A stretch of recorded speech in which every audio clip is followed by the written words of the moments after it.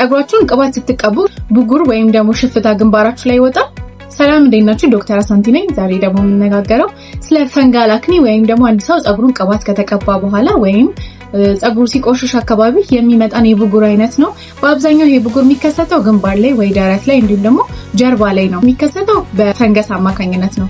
ይሄ ፈንገስ ቅባት ፀጉራችንን ስንቀባ ለመራባት አመቺ ስለሚሆን ወደ ግንባራችን ይሄዳል። የመታከሚያ መንገዱም ደግሞ አብዛኞቹ ብጉሮች ጋር የተለያየ ነው።